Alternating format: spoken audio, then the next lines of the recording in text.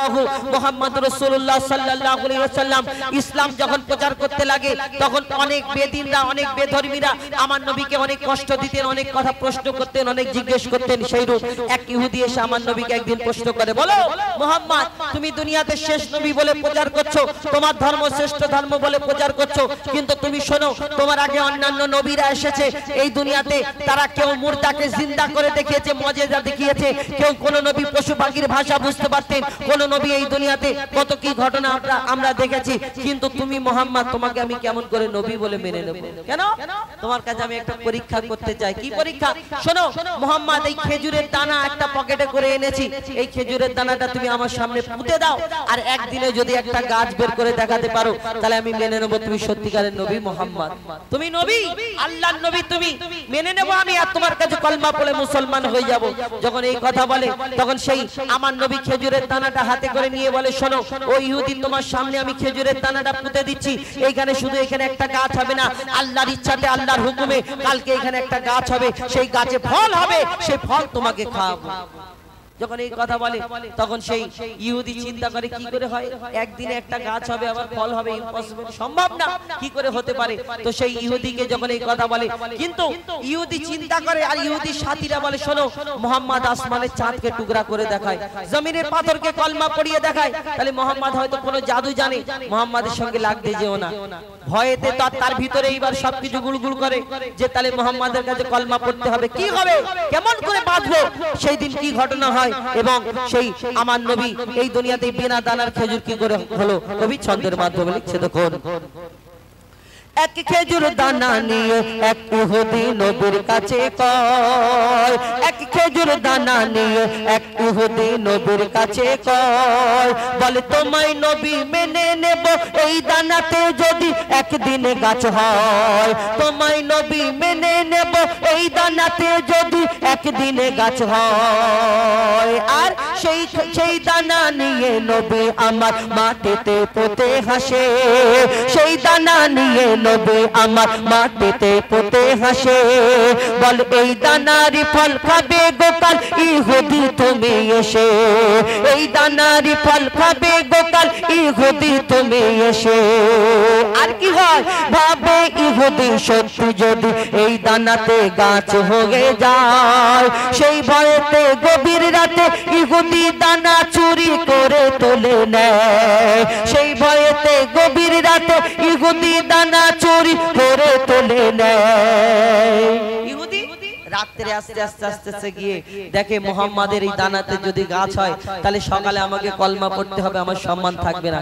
সে গভীর রাত্রে গিয়ে দানাটা চুরি যখন করেছে, এবারে কি খুশি, আর ইহুদিদের ডাকছে, শোনো শোনো, মুহাম্মাদকে আমি কালকে চ্যালেঞ্জ করেছিলাম, আর এই দানা আমার সামনে পুঁতে দিয়েছিল, কিন্তু সেই দানা আমার পকেটে, এবার মুহাম্মাদ গাছ কেমন করে বের করে দেখায় আমিও দেখবো। আল্লাহ বলে, আমি যাকে সম্মান দিই দুনিয়াতে কে তাকে অসম্মান করতে পারে আমি দেখি। সেই দিন কি ঘটনা হয় কবি ছন্দের মাধ্যমে লিখছে। দেখুন, সেই ভয়েতে গভীর রাতে ইহুদি দানা চুরি করে তোলে নেয়, পরের দিনে সেই ইহুদি নবীর সাথে গাছ দেখতে যায়, পরের দিনে সেই ইহুদি নবীর সাথে গাছ দেখতে যায়, গিয়ে দেখে সেটাই গাছ হয়ে ফল ধরে রয়, নবী তাকে নিজের হাতে সে গাছের খেজুর খেতে দেয়, আর খেজুর খেয়ে বলে ইহুদি এর দানা কোথায়? ইহুদি খেজুরটা খাওয়ার পরে, দুটো তিনটে চারটে খেজুর খাওয়ার পরে ইহুদি জিজ্ঞেস করে, মুহাম্মদ আমি আর প্রশ্ন করব না, বলো তোমার খেজুর গাছে সব ঠিক আছে, খেজুরও হয়েছে, কিন্তু আরবের বুকে হাজার হাজার লক্ষ লক্ষ খেজুর গাছ আছে, সব খেজুরের মধ্যে যদি দানা পাওয়া যায়, আটি পাওয়া যায়, কিন্তু তোমার এই খেজুর গাছে খেজুর হলো কিন্তু খেজুরের মধ্যে দানা নেই, কি ব্যাপার? যখন এই প্রশ্ন করে আমার নবী যদি তাকে ডাইরেক্ট বলে তার মনে কষ্ট হবে? আমার নবী কারোকে কষ্ট দিতে না, আমার নবী তাকে ডাইরেক্ট বললে কষ্ট হবে। আমার নবী কিভাবে উত্তর দেয় এবং সেই ইহুদি শেষ পর্যন্ত কি করে লিখছে। দেখুন, সেই খেজুর খেয়ে বলে ইহুদি এর দানা কোথায়? নবী বলে যে গাছের দানা, নবী বলে যে গাছের দানা রাতে চুরি হয়ে যায়, নবী বলে যে গাছের দানা রাতে চুরি হয়ে যায়, সেই বিনা দানা বেদানার গাছের খেজুরে দানা কি আর হয় ইহুদি তখন স্বীকার করে ইহুদি তখন স্বীকার করে মোর নবীর কাছে বল ইহুদি তখন স্বীকার করে মোর নবীর কাছে বল আর কি বলে তুমি খোদা সত্যি নবী মুহাম্মদ রাসূল তুমি খোদা সত্যি নবী মুহাম্মদ রাসূল পড়ে নাই লা ইলাহা ইল্লাল্লাহ মুহাম্মদ রাসূল মা আমিনার দোলাই দেখো বলে মেমের ফুল দুনিয়া ঘুরে পাবে না গো যাহার সমতল মা আমিনার দোলাই দেখো বলে মেমের ফুল দুনিয়া ঘুরে পাবে না গো যাহার সমতল সে আসার পরে পড়ছে দেখো আসার পরে পড়ছে দেখো সারা জগৎ কোল কি পড়ে বলে লা ইলাহা ইল্লাল্লাহ মুহাম্মদ রাসূল লা ইলাহা ইল্লাল্লাহ মুহাম্মদ রাসূল লা ইলাহা ইল্লাল্লাহ মুহাম্মদ রাসূল তাকবীর দেওয়া যাবে না নারে তাকবীর আচ্ছা আপনাদের এই আরশুল্লাতে এরকম কোন নিয়ম আছে যে যদি শিল্পীরা তাকবীর দেয় শুধু বাচ্চারাই আল্লাহু আকবার অন্যজন বড়রা বললে কি গুনাহ হবে গুনাহ হবে না তাহলে আল্লাহ আমি নাই খারাপ আমার কথা বাদ দিন অনেক জন পছন্দ করে না করতে পারে সেটা আমি জানি আমি কি আমার আল্লাহ জানে আমি যদি ভুল হই খারাপ হই তাহলে আমাকে আল্লাহর কাছে হিসাব দিতে হবে আমার কথা বাদ দিন আমি খারাপ আমি নগণ্য জঘন্য গুনাহগার এই বদকার আমি দুনিয়াতে আমি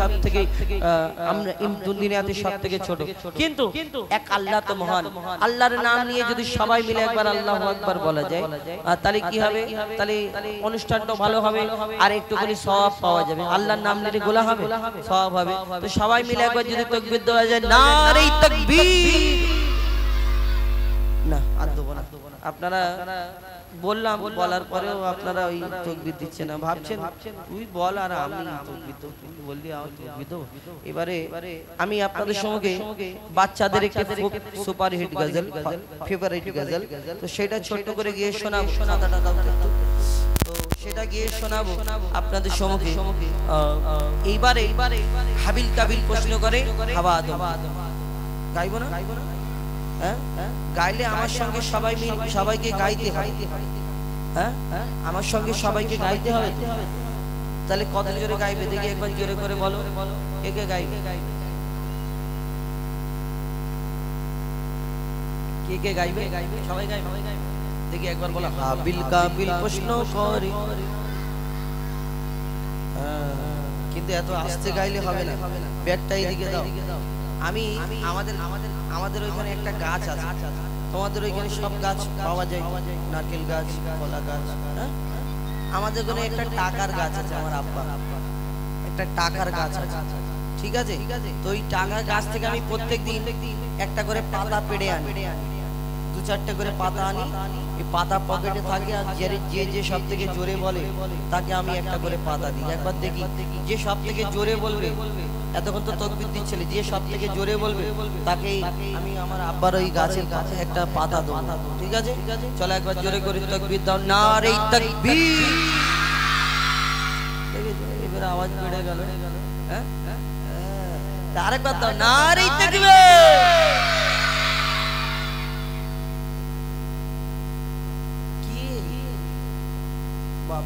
বিশাল ব্যাপার এবারে এত জোরে আর বোঝা যায় না আরেকবার দাও নারে তাকবীর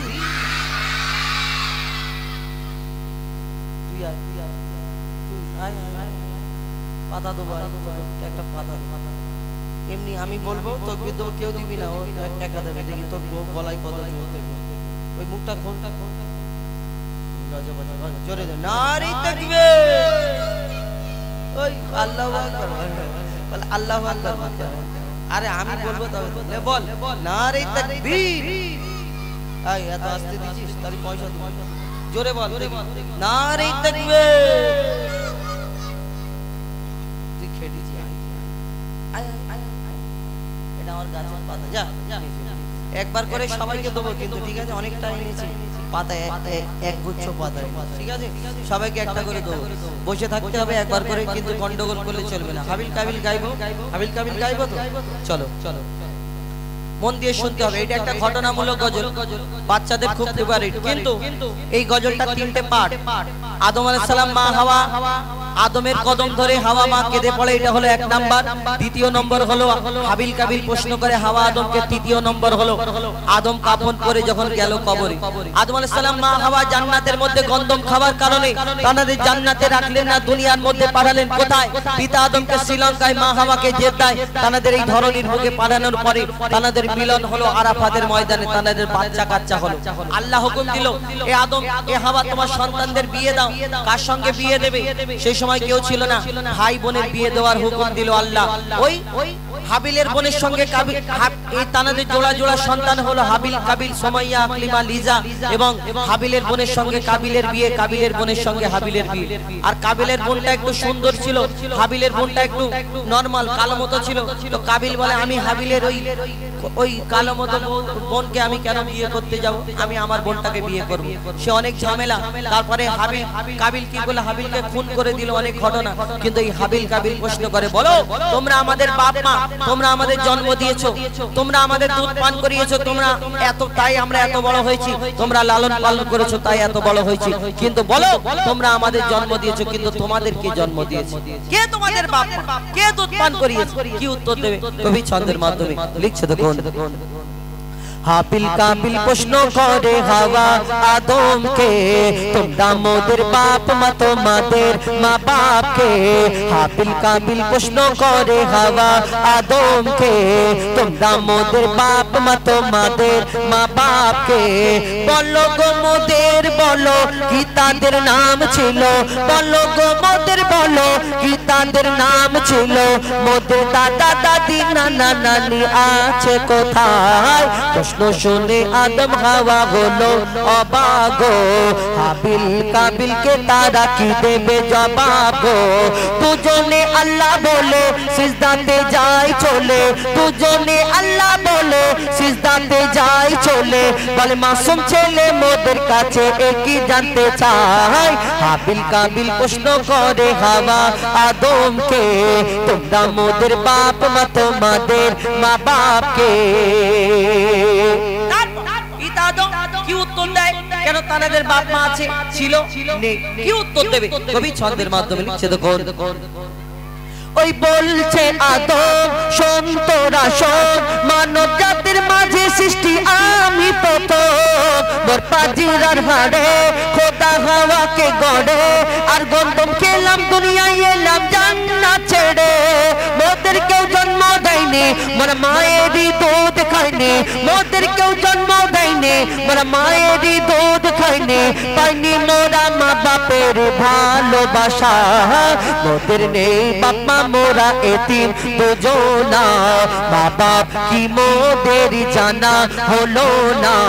দুজনে এতিম মিসকিন, নেই মোদের মা বাপের দিন। দুজনে এতিম মিসকিন, নেই মোদের মা বাপের দিন। তাই মানব জাতির পিতা মাতা মোরা দুজনা। হাবিল কাবিল প্রশ্ন করে হাওয়া আদমকে, তোমরা মোদের বাপ মা, তোমাদের মা বাপকে। এই দুনিয়াতে আমরা অহংকার করি। এই দুনিয়াতে আল্লাহ মাটির আদমকে সৃষ্টি করার পরে আল্লাহ সকল ফেরেশতাদের হুকুম দিল, আমার ফেরেশতারা তোমরা মাটির আদমকে সিজদা করে নাও। একমাত্র সেদিন একটা ফেরেশতা সিজদা করলো না, তার নাম হলো আজাজিল, যাকে ফেরেশতাদের সর্দার বলা হতো। কিন্তু এই দুনিয়াতে ওই আজাজিলটাকে আমরা জানি ইবলিস শয়তান আজাজিল। আল্লাহ কি আজাজিল করে সৃষ্টি করেছিল?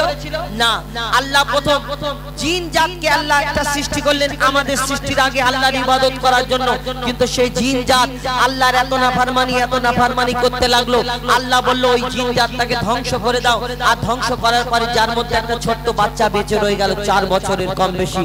আর ওই বাচ্চাটা ইবাদত করতে করতে করতে করতে কম বেশি 6 লক্ষ বছর ধরে ইবাদত করার পরে যার নাম হলো আজাজিল, যাকে ফেরেশতাদের সর্দার বলা হতো।